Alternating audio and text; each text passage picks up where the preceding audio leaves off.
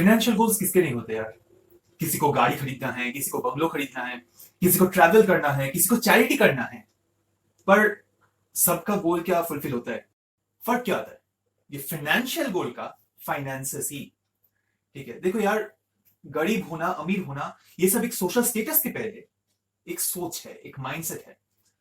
क्या पैसा कैसे कमाना है, पैसा कैसे बढ़ाना है, पैसे को कैसे बचाना है, ये सब कुछ एक माइंडसेट है जिसको कहते हैं मनी माइंडसेट।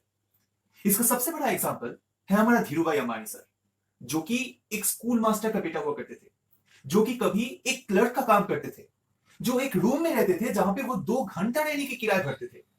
वहां से वो बन गया एक 25.6 बिलियन का आदमी।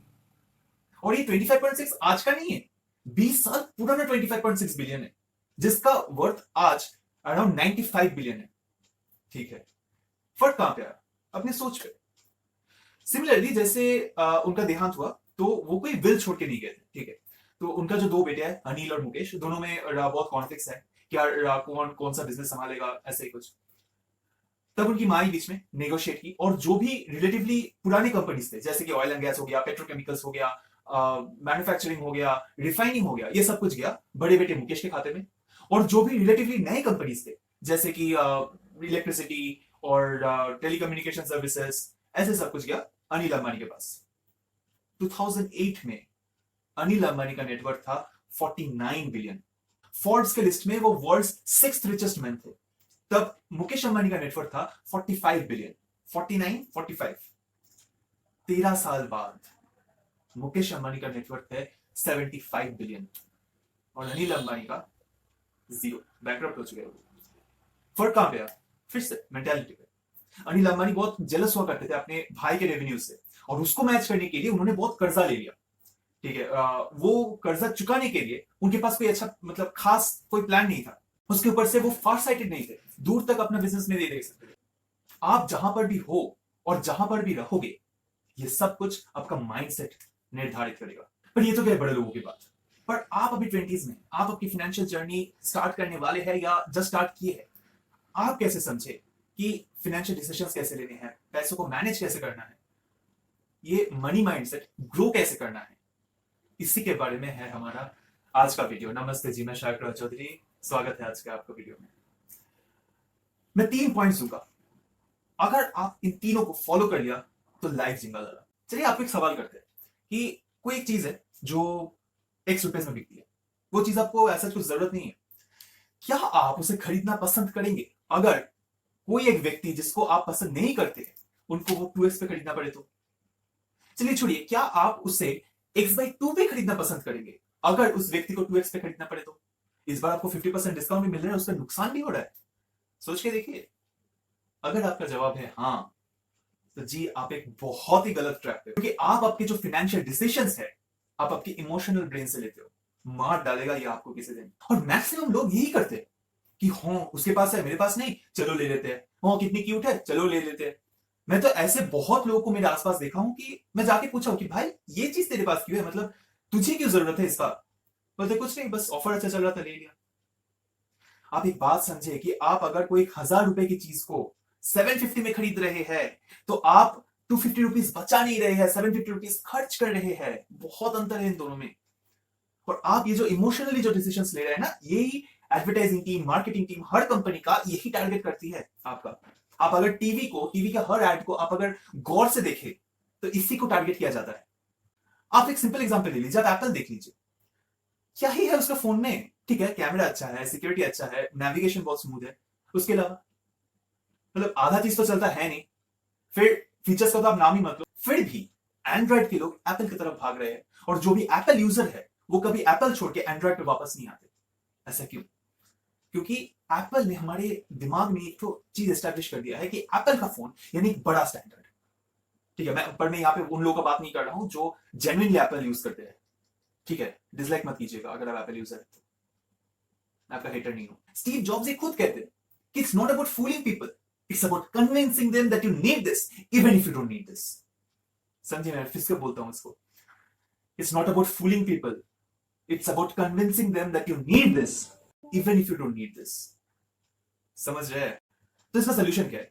सोल्यूशन ही है हमारा दूसरा पॉइंट, वो एक सिंपल सवाल खुद से, क्या ये मेरी जरूरत है या ये मेरी चाहत है? डू आई नीड दिस और डू आई वॉन्ट दिस? ठीक है, नीड किस क्या होता है यार? सबके एक बेसिक होता है, रोटी कपड़ा मकान। उसके ऊपर का लेवल जो आता है वो है आपके एजुकेशन खर्च, आपके ट्रांसपोर्टेशन खर्च, ये सब। उसके ऊपर जो आ रहा है वो है आपके वैल्यूज, आपके पैशंस के ऊपर डिपेंडेंट। कि आप जिंदगी से चाहते क्या, आप जिंदगी में करना क्या चाहते हैं, इस सब के ऊपर डिपेंडेंट। जैसे कि मुझे रॉक क्लाइंबिंग का बहुत शौक है, मुझे ट्रेकिंग का बहुत शौक है। तो आज अगर जाके मैं कोई एक महंगा जूता खरीदता हूं, ट्रेकिंग शूज खरीदता हूं, तो वो मेरे लिए वांट नहीं है, वो मेरे लिए एक नीड है। क्योंकि मैं हमेशा जाता रहता हूं, मैं हमेशा ट्रेकिंग करता रहता हूं, मेरे सेफ्टी के लिए, मेरे सिक्योरिटी के लिए वो जूता मेरे नीड है। पर वहीं पर अगर मैं जाके कोई नाइकी का या फिर कोई एडिडास का या फिर कोई बड़ी कंपनी का, मुझे कोई आइडिया नहीं है, उनका अगर कोई महंगा जूता खरीदता हूं तो वो मेरे लिए एक वांट है। अगर मेसी का कोई जूता मैं ऑक्शन में खरीद लेता हूं तो वो मेरे लिए एक वांट है। क्यों? क्योंकि मुझे फुटबॉल खेलना आता नहीं, मुझे हाथ जोड़ना पड़ता है कि भाई टीम में ले लो मुझे, रोना पड़ता है उनका पैड पकड़ के। ठीक है, खुद को ट्रिगर करना कोई मुझसे सीखे। इसी तरीके से मुझे ना एक चीज आता है कि जूते का ग्रिप कैसे बढ़ाए। ठीक है, मुझे वो जूते का कॉस्ट प्लस 200 भी नहीं लगता है, 150 में मैं बिठा कर लेता हूँ। वो कॉस्टली जूते से भी ज्यादा अच्छा बिठा ग्रिप देता है, मुझे वो आता है बनाना।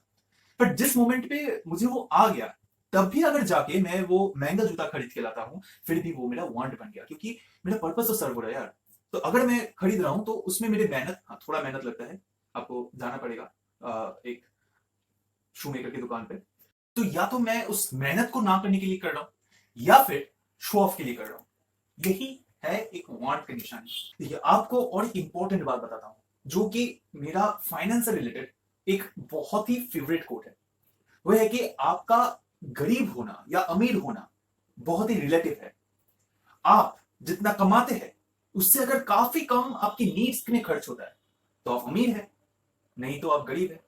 बहुत सिंपल है यार, ये एक माइंड ब्लोइंग स्टेटमेंट है। अगर इस पूरे वीडियो को सम अप करके एक लाइन पे लाया जाए तो वो होगा यही statement: if your needs are much less than your earnings then you are rich, otherwise you are poor. Today और टुमारो आप 10 करोड़ हर महीने कमा सकते हो, पर उसमें से अगर आपका 9 करोड़ 9 लाख चला जाता है तो आपका हर महीने का नेट सेविंग्स जो होता है वो 1 लाख का ही। ठीक है, समझ रहे आप बात को? इसका जो सोल्यूशन है वो है तीसरा पॉइंट। ठीक है, देखिए मैं ये जो पॉइंट्स में डिस्ट्रीब्यूट कर रहा हूं ना, ये मनी माइंडसेट एग्जैक्टली पॉइंट्स में डिस्ट्रीब्यूट नहीं होता है। ये कोई आप अलग अलग करके ये तीनों पॉइंट्स एग्जीक्यूट नहीं कर सकते, ये एक साथ आके एग्जीक्यूट होता है। ठीक है, एक मनी माइंडसेट करके एग्जीक्यूट होता है। जैसे कि सूरज की जो किरण होता है वो 7 रंग में डिवाइड होता है ना, एक प्रिज्म में पास करो तो मैंने भी उसको, इस मनी माइंडसेट को 3 पार्ट्स में डिवाइड कर दिया है, पर जो एग्जिस्टेंस है वो एक ही है, एक साथ आता है। ठीक है, आप जब इसे रियलिटी में एक्सपीरियंस करेंगे, प्रैक्टिस करेंगे, तब आप समझेंगे मैं क्या बोलना चाह रहा हूं। तीसरा पॉइंट जो आता है वो है understand the value of your time and money.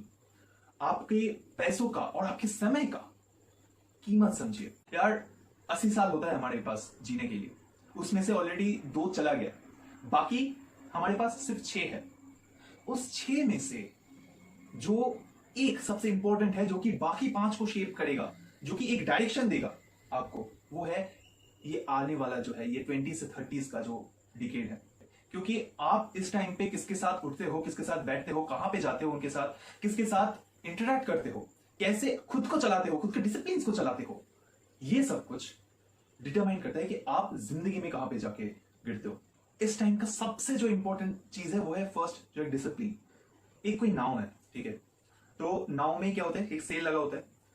जब ये तूफान आता है ना, तब आप इस नाव का, इस सेल को मतलब चेंज करके, उसका डायरेक्शन चेंज करके उस नाव को आप तूफान से बाहर ला सकते हैं।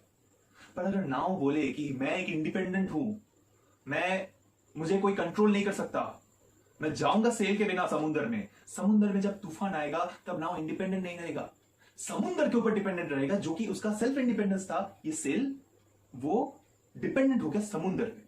समुद्र जहां पे उसे ले जाएगा वो वहां पर जाएगा, जहां पे उसको वापस लाएगा वो वहां पर आएगा, अंत में खत्म, सब खत्म। ये सेल जो है ना, ये सेल्फ डिसिप्लिन का है। आप जब 18 के या 20 के भी पीछे होते हो, जब आप कॉलेज नहीं जाते हो, तब आपकी मम्मी पापा ये सेल का काम करते हैं। उसके पार आप जब कॉलेज चले जाते हो, जब आप इंडिपेंडेंटली रहना सीख जाते हो, तब ये सेल्फ डिसिप्लिन है आपका सेल संभाल के रखना है कि आप अगर खुद को इससे कंट्रोल नहीं कर पाए तो आप बाहर की एलिमेंट से कंट्रोल में आ जाएंगे। ठीक है, खुद कभी छुटकारा ऐसा होता नहीं है, पर इस टाइम का जो सेल्फ डिसिप्लिन है वो है एक दीवार की तरह। आपको जो करना है या ना करना है उसके बीच का दीवार, और कोई फाइन लाइन नहीं, दीवार, एक मोटा मजबूत दीवार। सेकेंडली जो आता है वो है do things that are immediate and important. Steve Jobs का एक कोट है जो इस पॉइंट के साथ, value of time and money, और जो पिछला पॉइंट है जो कि जरूरत और चाहत का, और जो वो जिस रेस्पेक्ट पे वो खुद बोले थे उनके बिजनेस के रेस्पेक्ट पे, तीनों पे एप्लीकेबल है। वो है let's free up space for things that matter the most. आपको जो सबसे ज्यादा चाहिए उसके लिए जगह खाली करो, बाकी जो आपको वैल्यू सूट नहीं करते उसको दूर हटाओ, दूर हटा के रखो। मैं अभी तो मास्टर नहीं किया हूं, पर मैं ये कोशिश कर रहा हूं लगातार कि जो भी मैं बात करूं, किससे भी बात करूं, वो वर्क रिलेटेड होना चाहिए। कि मैं उसके अलावा कुछ बात भी करता भी नहीं एज सच। मैं चैट करना ज्यादा अभी तक पसंद नहीं करता हूं, क्योंकि मेरे लिए बहुत सारे इन्वॉल्वमेंट्स है। उनके हर किसी को समय दे पाना 24 घंटा उसके लिए थोड़ा कम पड़ रहा है, तो मेरे पास उतना टाइम है नहीं कि मैं दे सकूं। और जब तक आपका ये स्टेट नहीं आता है तब तक आप समझे कि आप थोड़ा सा ऑफ ट्रैक जा रहे हो, कि आपके पास बहुत लीजर टाइम है, उसको फिलअप करने की कोशिश कीजिए। और फालतू कामों में नहीं, ऐसे काम में जिसमें आपका डेवलपमेंट हो, आप कुछ इंप्रूव कर सके खुद से, समझ रहे। और दुनिया का आप कोई भी मिलियनर्स बिलियनर्स को देख लो, वो सब लोग इसी को फॉलो करते हैं, एटलीस्ट इसको फॉलो करते हैं। ठीक है, अरे कुत्ता हो गया शायद,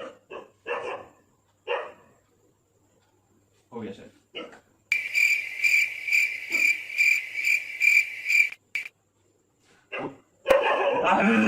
चुप। ठीक है,